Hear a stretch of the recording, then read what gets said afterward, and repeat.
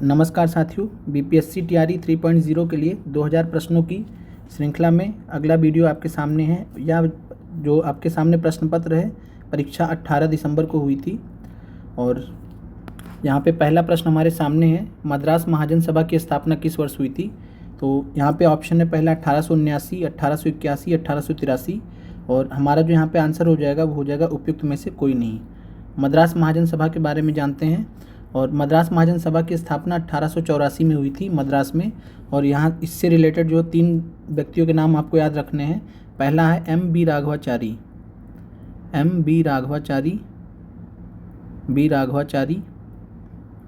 और फिर दूसरे हैं सुब्रमण्यम अय्यर, तो सुब्रमण्यम अय्यर, इनका नाम याद रखिएगा। और तीसरे थे पी आनंद चार्लू, तो पी आनंद चार्लू, इन तीनों लोगों ने मिलकर जो है मद्रास महाजन सभा की स्थापना की थी और 1884 में इसकी स्थापना हुई थी। तो बी राघवाचारी, सुब्रमण्यम अय्यर और साथ में पी आनंद चार्लू, इन तीनों लोग का नाम आपको ध्यान रखना है। इसके अलावा आपको जो ध्यान रखना 1885 में बॉम्बे प्रेसिडेंसी एसोसिएशन की स्थापना किसने की थी, तो आपको ध्यान रखना ये एसोसिएशन। और इससे जुड़े भी आपको 3 लोगों के नाम ध्यान रखने हैं। सबसे इसमें महत्वपूर्ण थे फिरोज शाह मेहता इसमें सबसे महत्वपूर्ण थे। और बात किया जाए उसके बाद फिर जो है आपको नाम ध्यान रखना है तैयब जी का, बदरुद्दीन तैयब जी जो कि कांग्रेस के पहले मुस्लिम अध्यक्ष थे।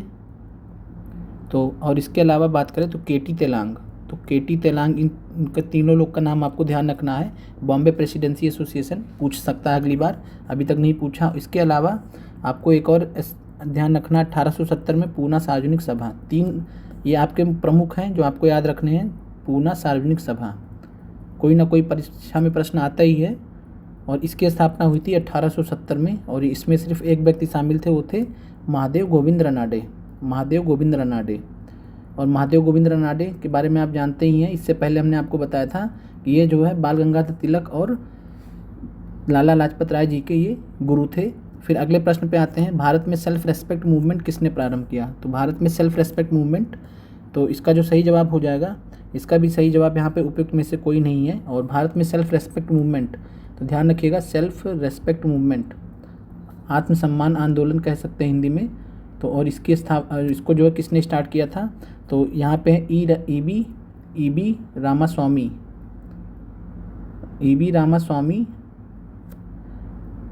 नायकर, जिनको पेरियार के नाम से जाना जाता था। ध्यान रखिएगा इनको पेरियार के नाम से जाना जाता था। तो ईबी रामास्वामी नायकर आएगा या नायकार आएगा या तो पेरियार आएगा, तो ध्यान रखिएगा। और इसकी स्थापना जो है आपको कमेंट करके बताना है कि सेल्फ रेस्पेक्ट मूवमेंट की स्थापना कब की गई थी इनके द्वारा। फिर अगले प्रश्न पे आने से पहले ज्योतिबा फूले जी के बारे में जान लेते हैं। तो ज्योतिबा फूले जी के बारे में आपको ध्यान रखना है कि सत्य शोधक समाज की स्थापना इन्होंने की थी। बहुत महत्वपूर्ण, कई बार परीक्षा में पूछा गया है। 1873 में, वर्ष भी याद रखना है। और भीमराव अंबेडकर के बारे में आपको ध्यान रखना है, बहिष्कृत हितकारिणी सभा। तो बहिष्कृत हितकारिणी सभा की स्थापना किसने की थी, तो बाबा साहेब अम्बेडकर ने 1924 में इसकी स्थापना की थी। अगले प्रश्न पे चलते हैं। अगला प्रश्न है, इंडिया फॉर इंडियंस प्रसिद्ध नारा किसने दिया था। तो इंडिया फॉर इंडियंस जो प्रसिद्ध नारा था, तो यह नारा दिया था स्वामी दयानंद सरस्वती जी ने। और इन्होंने जो है आर्य समाज की स्थापना की थी। और ये कब की थी, तो 1875 में पंजाब में। और इसके अलावा बात करें तो स्वामी दयानंद सरस्वती ने जो है एक नारा और दिया था, वेदों की ओर लौटो। तो ये 2 चीज़ ध्यान रखिएगा, इंडिया फॉर इंडियंस और वेदों की ओर लौटो, ये 2 नारे जो है इन्होंने दिया था। इसके अलावा आपको 2 चीज़ें और ध्यान रखनी है। तो इस प्रश्न का सही आंसर आप समझ गए होंगे। और इस प्रश्न के अलावा आपको ध्यान रखना है कि प्रार्थना समाज की स्थापना किसने की थी, तो आत्माराम पांडुरंग, ध्यान रखिएगा। और राजा राम मोहन राय जी की बात करें तो राजा राम मोहन राय जी के बारे में आप जानते होंगे और इनके बारे में हम स्पेशल कक्षाओं में भी जानेंगे, बीपीएससी स्पेशल। इन्होंने ब्रह्म समाज की स्थापना की थी। ब्रह्म समाज की स्थापना की थी, कब की थी, तो 1828 में, वर्ष याद रखिएगा। फिर आगे बढ़ते हैं। ऑल इंडिया मुस्लिम लीग ने किस वर्ष अलग पाकिस्तान की मांग का प्रस्ताव रखा था? तो इस प्रश्न का जो सही आंसर हुआ है 23 मार्च 1940। और 23 मार्च 1940 को जो है पाकिस्तान रेजोल्यूशन पास हुआ था, प्रस्ताव रखा गया था मुस्लिम लीग द्वारा। और इसके अलावा आपको जो ध्यान रखना है 22 दिसंबर 1939 को जो हम क्या कहते हैं, तो मुक्ति दिवस के नाम से इसको जाना जाता है। 22 दिसंबर को मुक्ति दिवस के रूप में मुस्लिम लीग ने मनाया था। तो इसको जो इंग्लिश में डेलिवरेंस डे बोलते हैं, डेलिवरेंस डे, और मुक्ति दिवस मनाया था मुस्लिम लीग ने। तो ये आपको ध्यान रखना है। और इसके अलावा एक डेट मुस्लिम लीग से और ध्यान रखनी है आप, और इसके अलावा आपको जो है एक डेट और ध्यान रखनी है, वो डेट है 16 अगस्त 1946 की। 16 अगस्त 1946 को मुस्लिम लीग ने क्या किया था, तो प्रत्यक्ष कार्यवाही दिवस मनाया था। ध्यान रखिएगा, प्रत्यक्ष कार्यवाही दिवस या प्रत्यक्ष कार्यवाही दिवस। तो और ये ध्यान रखिएगा 16 अगस्त 1946 को। तो तीन डेट आपको ध्यान रखना है।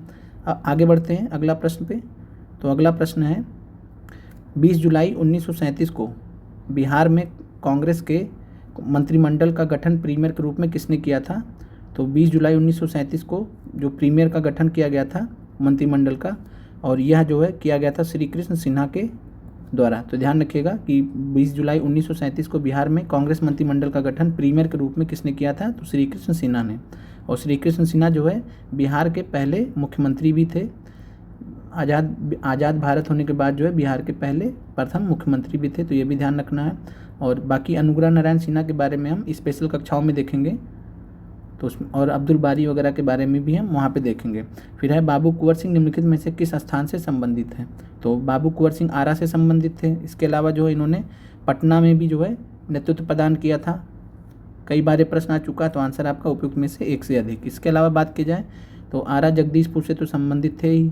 इसके अलावा दानापुर एक जगह है, वो भी ध्यान रखिएगा, जिसके बारे में हम डिटेल में बीपीएससी स्पेशल कक्षाओं में करेंगे। फिर आगे बढ़ते हैं, आर्य समाज की स्थापना किसने की थी। तो देखिए प्रश्न रिपीट हो गया है। तो यहाँ पे जो है स्वामी दयानंद सरस्वती ने। और हमने आपको पहले बता दिया कि कब किया गया, तो 1975 में।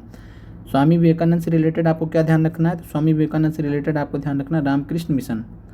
तो रामकृष्ण मिशन की स्थापना की थी स्वामी जी ने, और स्वामी विवेकानंद जी ने रामकृष्ण मिशन की स्थापना कब की थी, तो 1997 में। तो ये ध्यान रखिएगा। और इसके अलावा जो है ये विश्व संसद जो हुआ था अमेरिका में, वर्ल्ड पार्लियामेंट ऑफ रिलीजन्स, धर्म संसद हुआ था, वहाँ पे ये 1893 में गए थे। तो ध्यान रखिएगा कि 1893 में विश्व धर्म संसद में भाग लेने के लिए भारत की तरफ से कौन गया था, तो स्वामी विवेकानंद जी। और ये कब गए थे, तो 1893 में। तो ये ध्यान रखिएगा। अगला प्रश्न है भारतीय राष्ट्रीय कांग्रेस का पहला अधिवेशन कहाँ हुआ था।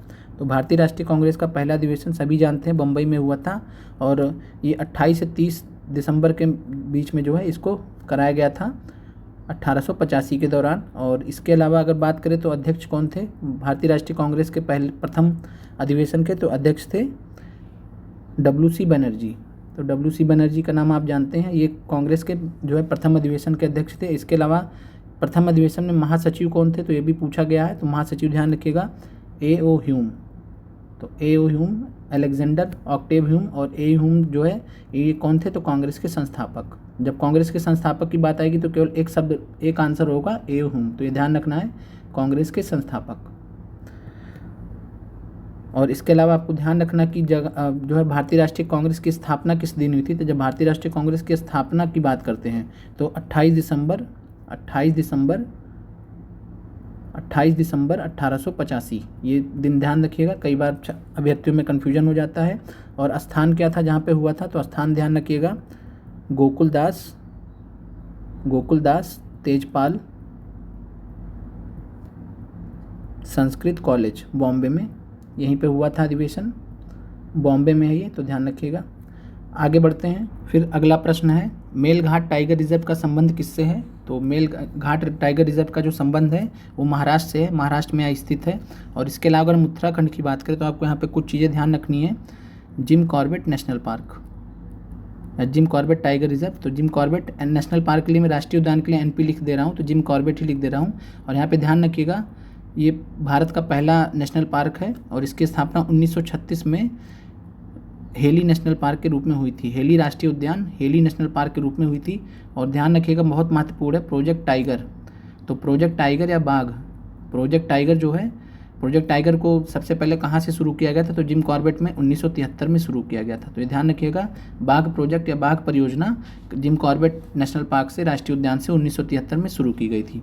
और इसके अलावा उत्तराखंड से रिलेटेड आपको ध्यान रखना, फूलों की घाटी यहाँ पे पाई जाती है, फूलों की घाटी राष्ट्रीय उद्यान, तो फूलों की घाटी national park, valley of flowers.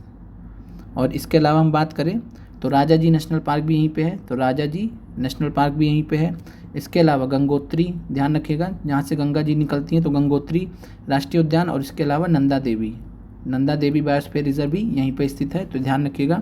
इसके अलावा आप जम्मू कश्मीर से रिलेटेड एक ध्यान रखिएगा, जम्मू कश्मीर में जो है दाचीगाम नाम से, दाचीगाम राष्ट्रीय उद्यान नेशनल पार्क लिख दे रहा हूँ। दाचीगाम नेशनल पार्क जो ये कहाँ पे, तो जम्मू कश्मीर। और किसके लिए फेमस है, तो कश्मीरी हांगुल, कश्मीरी हांगुल एक प्रजाति है और इसके लिए फेमस है, तो कश्मीरी हांगुल, तो ध्यान रखिएगा। और इसको जो कश्मीरी स्टैग इंग्लिश में बोलते हैं, कश्मीरी स्टैग। और इसके अलावा अगर हम बात करें पश्चिम बंगाल की, तो पश्चिम बंगाल फेमस है सुंदरवन बायोस्फीयर रिजर्व के लिए, BR लिख दे रहा हूँ। इसके अलावा सुंदरवन टाइगर रिजर्व के लिए फेमस है, और इसके अलावा सुंदर नेशनल पार्क तो है ही, तो ये आपको ध्यान रखना है। फिर अगला प्रश्न है कि बराबर की पहाड़ियाँ निम्नलिखित में से बिहार के किस शहर के समीप हैं, तो बराबर की पहाड़ियों जो है ये मखदूमपुर के पास, शहर के पास जो है सबसे, तो मखदूमपुर शहर के सबसे समीप है। और बराबर की पहाड़ियों के बारे में ये थोड़ा एंशिएंट हिस्ट्री का क्वेश्चन है, और यहाँ पे जो है लोमस ऋषि गुफा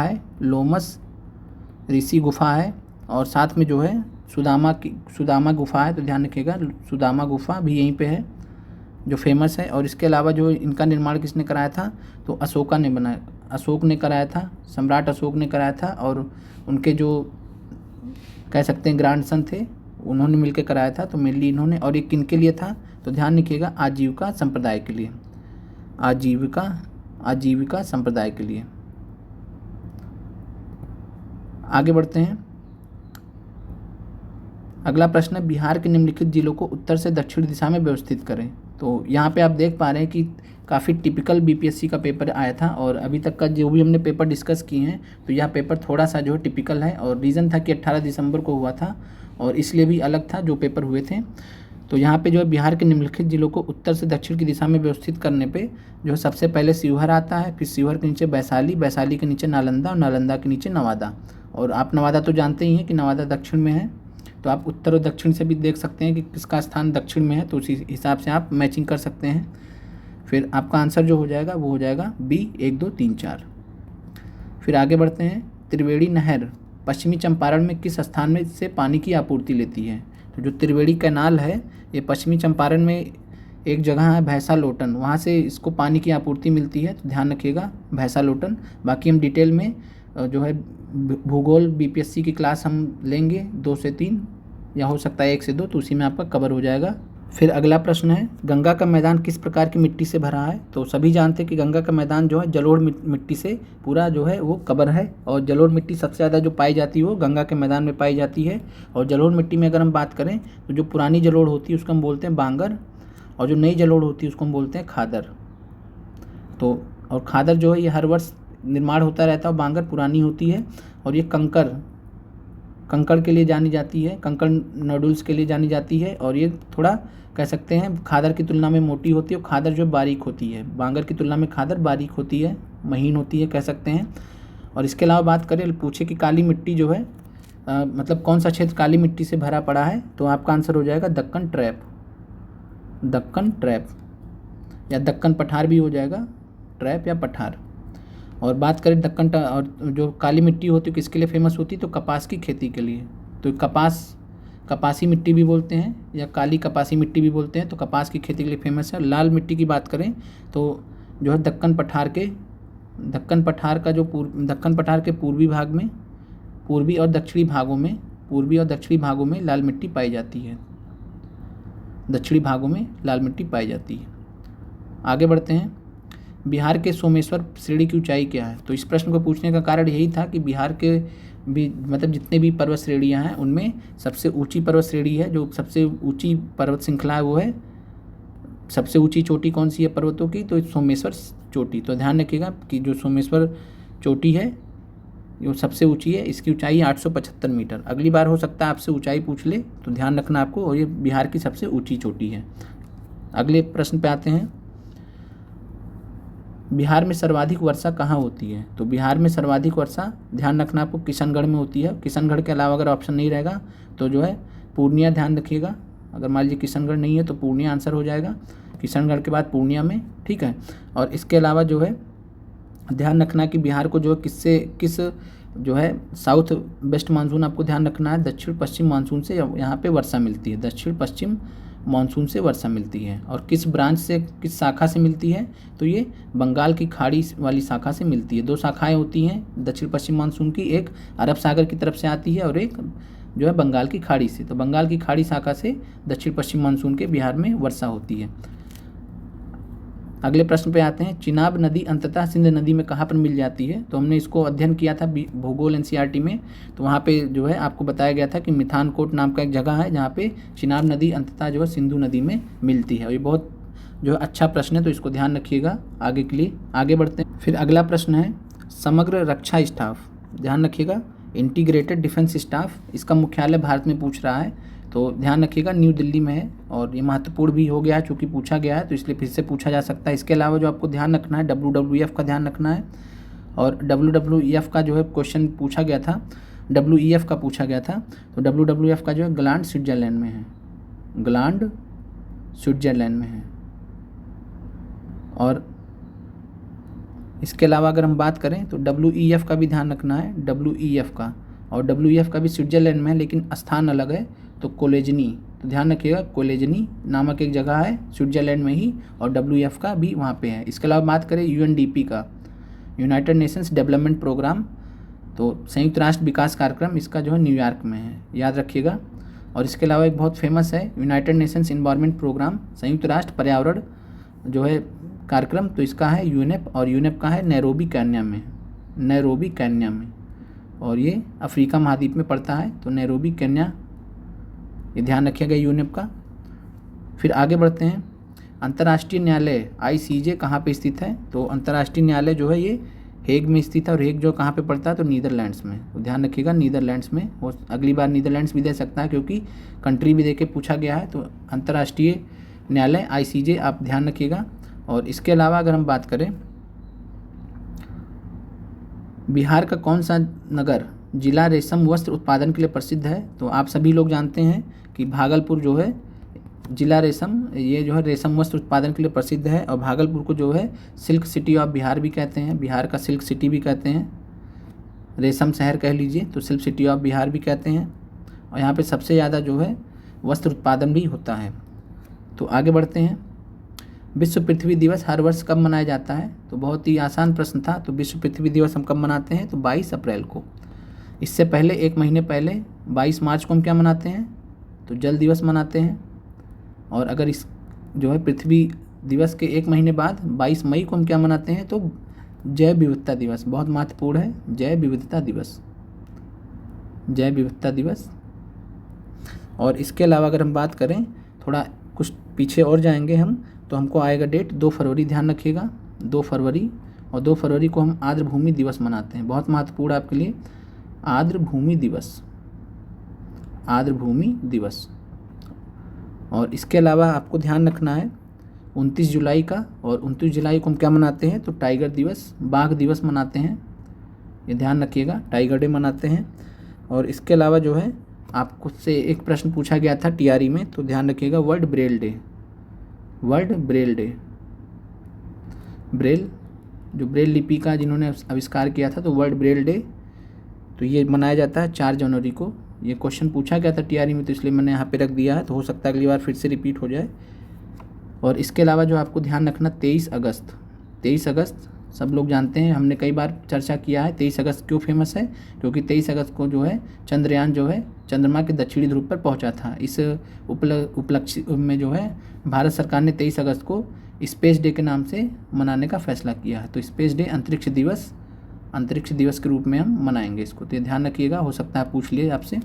फिर अगला प्रश्न है, प्यार का पौधा अभियान बिहार सरकार द्वारा कब प्रारंभ किया गया था?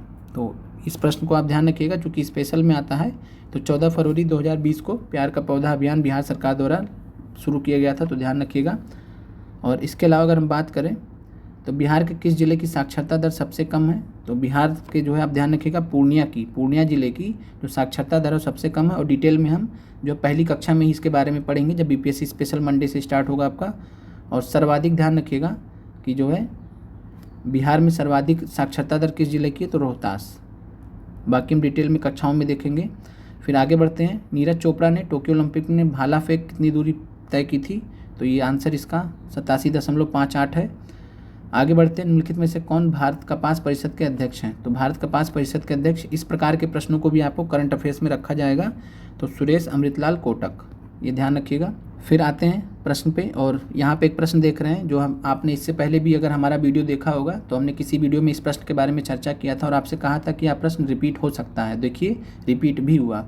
तो मूल अवस्था में हाइड्रोजन परमाणु की कक्षा में इलेक्ट्रॉन की चाल होती है, तो इसके बारे में हमने पहले भी देखा था। तो C/137 आपको ऐसे ही याद रख लेना है, हो सकता है पूछ ले और आपका आंसर सही हो जाए।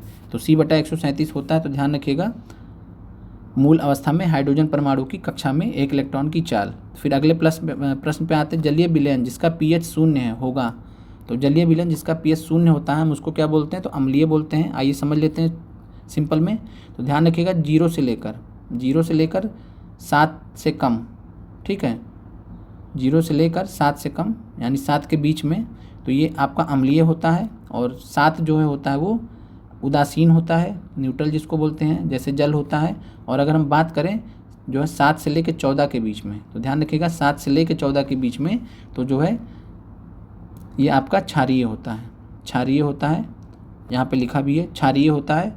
और 7 जो है उदासीन होता है। बाकी डिटेल में हमने एनसीईआरटी क्लास 10th, जिसने भी नहीं देखी है वो कक्षा जरूर देखे। तो एनसीईआरटी सीरीज आप जाएंगे प्लेलिस्ट में मिल जाएगा, क्लास 10th एनसीईआरटी साइंस, और वहाँ पे हमने चैप्टर नंबर 2 में, बहुत इंपॉर्टेंट चैप्टर है वो, और चैप्टर नंबर 2 में हमने क्या किया था, तो चैप्टर नंबर 2 में हमने यहाँ से जो है कई प्रकार के वहाँ पे pH मान दिए गए हैं और जिसके बारे में हमने डिस्कस किया था, तो ध्यान रखिएगा बहुत महत्वपूर्ण है। फिर आगे बढ़ते हैं। निम्नलिखित में से कौन सी अन्योन क्रिया सबसे क्षीण है, तो यहाँ पे देखा जाए तो कौन सी अन्योन क्रिया सबसे क्षीण मानी जाएगी, तो यहाँ पे दिए गए विकल्पों में गुरुत्वीय ग्रेविटेशनल फोर्स जो है वो सबसे कम मानी जाएगी दिए गए विकल्पों में। फिर आगे बढ़ते हैं। निम्नलिखित में से कौन सा कीटाहारी पौधा है, और कीटाहारी पौधा को हम बोलते हैं इंसेक्टिवोरस। और कीटाहारी पौधे होते क्यों हैं ऐसे, तो क्योंकि इनका जो जिस मिट्टी में पाए जाते हैं उस मृदा में जो है नाइट्रोजन की कमी होती है, नाइट्रोजन तत्व की कमी होती है। और उस नाइट्रोजन की कमी को पूरा करने के लिए ये जो है कीटाहारी हो जाते हैं, यानी पौधों को खाना मतलब कीटों का भक्षण करने लगते हैं, खाने लगते हैं। और इसका जो उदाहरण है, तो उदाहरण आप यहाँ पर ड्रोसेरा। और इसके अलावा जो बहुत फेमस उदाहरण है, क्या नाम है, पिचर प्लांट। और इसके अलावा आपके एनसीईआरटी में दिया है, इसीलिए मैं आपसे बोलता हूँ कि एनसीईआरटी ज़रूर पढ़नी चाहिए। अगली बार वीनस फ्लाई ट्रैप दे देगा तो क्या कीजिएगा आप, इसीलिए हम कह रहे हैं, सभी से रिक्वेस्ट कर रहे हैं कि आप लोग एनसीईआरटी ज़रूर पढ़िए, क्योंकि आप एक नंबर की यहाँ पे लड़ाई है, आप इस चीज़ को समझिए। तो आपका जो आंसर हो जाएगा वो हो जाएगा ड्रोसेरा, तो ड्रोसेरा आप ध्यान रखिएगा। और इसके अलावा कसकट अमरबेल, ये जो है सहजीवी होता है, तो पैरासाइटिक होता है ये, और जिसके बारे में एनसीईआरटी में दिया गया है। तो आगे बढ़ते हैं अगले प्रश्न पे। एंडोलिम्फ नामक तरल पदार्थ किसमें पाया जाता है, तो ध्यान रखिए एंडोलिम्फ जो लिक्विड होता है वो आंतरिक कर्ण के आंतरिक भाग में, कान के आंतरिक भाग में पाया जाता है। और यह भी प्रश्न जो है एक हिसाब से एनसीईआरटी से इनडायरेक्टली कह सकते हैं।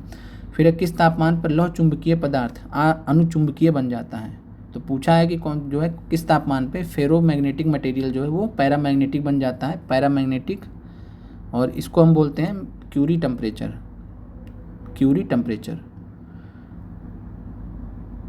फिर आगे बढ़ते हैं। रेडियोधर्मी तत्व द्वारा उत्सर्जित निम्नलिखित